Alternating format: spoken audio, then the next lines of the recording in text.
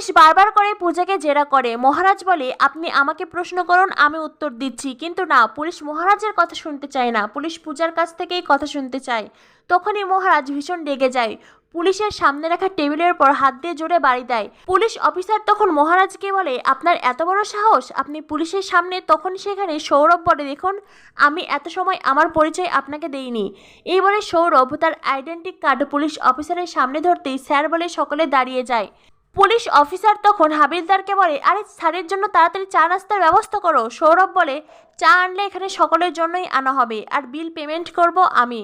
তখনই police officer সবাইকে বসতে বলে। সৌরভ বলে, মহারাজ, পূজারিনী বৌদি, আপনারা বসুন। মহারাজ দাঁড়িয়ে আছে বলে পূজাও বসতে পারছে না। পুলিশ অফিসার তখন সৌরভকে বলে, আসলে স্যার, একটা ফ্রড অভিযোগ এসেছে ওনাদের বিরুদ্ধে, আর সেজন্যই ওনাদের জিজ্ঞাসাবাদ করতেই থানাতে আনা হয়েছে। সৌরভ বলেন, হ্যাঁ, জিজ্ঞাসা করুন। এরপরেই মহারাজ একে একে সব তথ্য দেয়। এই অ্যাপটা অনলাইন পুজোর জন্য ওপেন করা হয়েছে।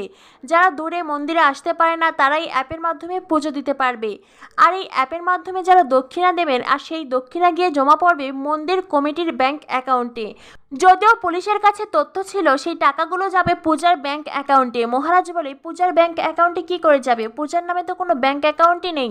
যা টাকা দক্ষিণা হিসেবে আসবে সবকিছুই জমা পড়বে মন্দির কমিটির অ্যাকাউন্টে। আর তারপরেই সারা সপ্তাহ শেষে তারা হিসেব করবেন পূজাদের দোকান থেকে কতগুলো ডালা গেছে, আর সেই হিসেব করেই পূজার মায়ের ব্যাংক অ্যাকাউন্টে ওনারা টাকা দেবে। এরপরেই মহারাজ পুলিশ অফিসারকে বলে, শুনুন, আমি ফ্রড নই, আমার অন্যের অর্থের প্রতি কোনো লোভ নেই, তাই আমি আইন মেনেই সব কাজ করেছি, আমি কোনো ফ্রড করিনি। কিন্তু আগামী পর্বে দেখা যাবে অন্য কিছু।